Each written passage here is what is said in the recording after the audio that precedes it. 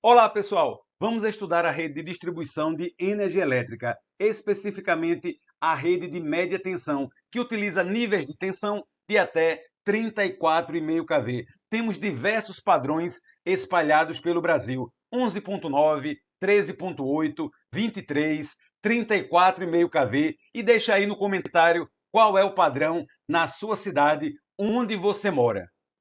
Esse sistema de distribuição de energia elétrica em média tensão, ele começa na subestação de distribuição, que recebe tensão elétrica do sistema de transmissão ou de subtransmissão. Pode ser níveis de tensão de 69, 138 ou 230 kV, por exemplo. E a partir dessa subestação, temos os alimentadores, um tronco principal que vai cortar as cidades. E temos na sequência os nossos ramais de distribuição, que vão se capilarizar pelas cidades, pelos bairros, levando energia elétrica. E aí você observa que a topologia desse sistema de distribuição, ela é predominantemente radial. O que é que significa isso? Existe uma única opção de suprimento de energia elétrica. Se você perder um alimentador, você desliga diversos ramais de distribuição, porque eles são dependentes desses alimentadores. É a característica principal desse sistema, uma topologia radial. É claro que existem outras topologias, mas esse sistema é predominantemente radial. E aí, por exemplo, num ramal desse de distribuição, temos um transformador que ele vai reduzir a tensão elétrica para a baixa tensão. E aí vai alimentar as cargas residenciais, comerciais e industriais. Resumindo, a rede de distribuição de energia elétrica em média tensão, ela reduz a tensão elétrica do sistema de transmissão e faz a entrega dessa energia elétrica para consumidores de média tensão e baixa tensão. E vamos agora nos aprofundar na rede propriamente dita. Ela pode ser do tipo aérea ou subterrânea, e vamos focar nesse vídeo na rede aérea, porque a rede subterrânea ela é muito rara e representa apenas 1% de toda a rede de distribuição de nosso país. E por que isso acontece? Por conta do alto custo. É um elevado custo de implantação e elevado custo de manutenção. Todo o cabeamento tem que ser isolado e há a necessidade de uma infraestrutura subterrânea. Mas existem vantagens e a principal delas é a proteção contra intempéries.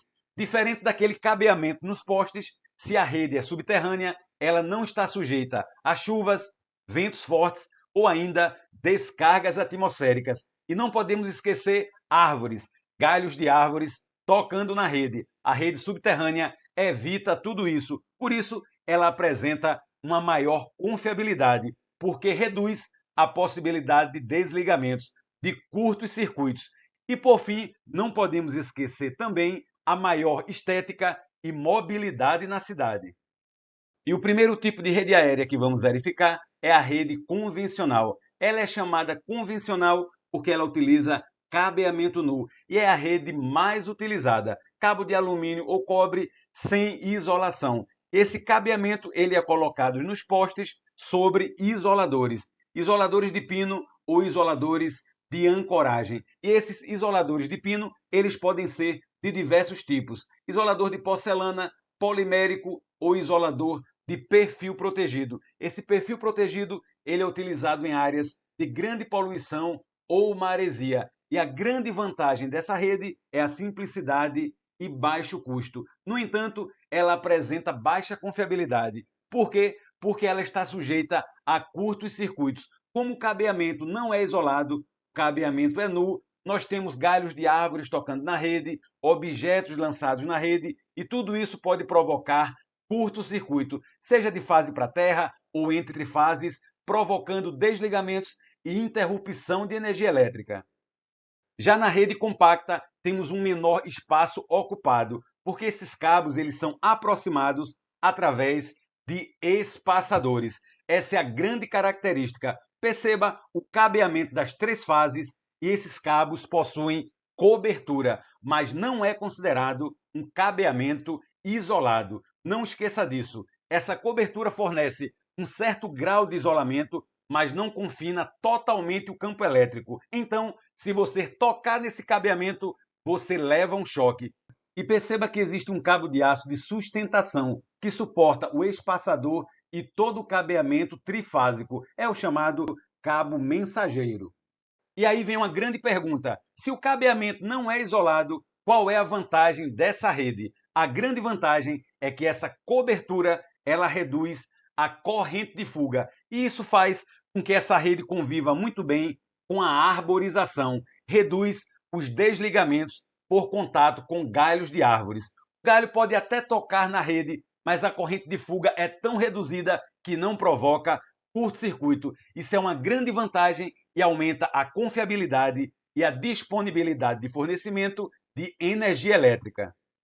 E não podemos esquecer da rede multiplexada, que é uma rede de média tensão que utiliza cabeamento isolado. É isso mesmo, os cabos são isolados e encordoados. E qual é a grande vantagem? É a maior confiabilidade. Se os cabos são totalmente isolados, pode tocar galho de árvore, podem lançar objetos, não haverá curto-circuito nem desligamentos. É uma grande vantagem. No entanto, nem tudo são flores. Essa rede apresenta um maior custo de implantação e também de manutenção. E, por fim, é uma rede bastante utilizada em trechos onde há muitos desligamentos. E aí o pessoal de engenharia avalia se utiliza essa rede multiplexada, principalmente quando há uma grande incidência de desligamentos, de curtos-circuitos, principalmente em áreas de vandalismo.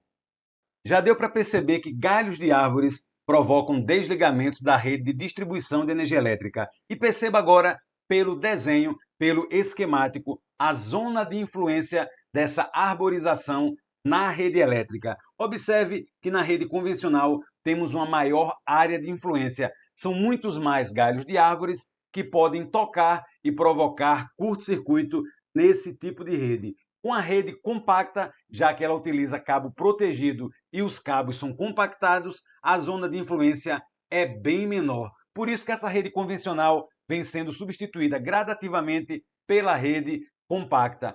Na rede multiplexada, como o cabeamento é isolado, não temos qualquer influência da arborização. Galhos de árvores podem tocar, molhados ou não, e não haverá problema, nem curtos-circuitos, nem desligamentos.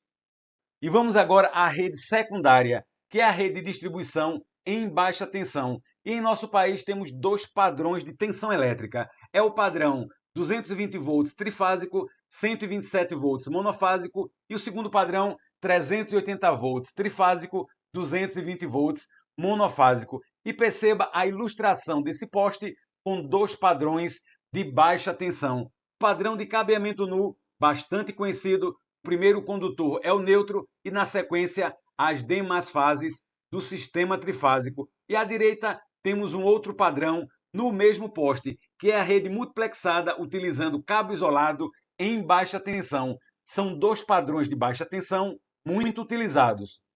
E essa rede de distribuição de energia elétrica, ela precisa garantir qualidade de energia elétrica, disponibilidade, confiabilidade e segurança. E para isso, ela utiliza diversos equipamentos, como transformador, religador, seccionalizador, seccionadora tipo faca, bancos de capacitores, para-raios, chave fusível e regulador de tensão, entre outros equipamentos. Mas veremos cada um deles no próximo vídeo.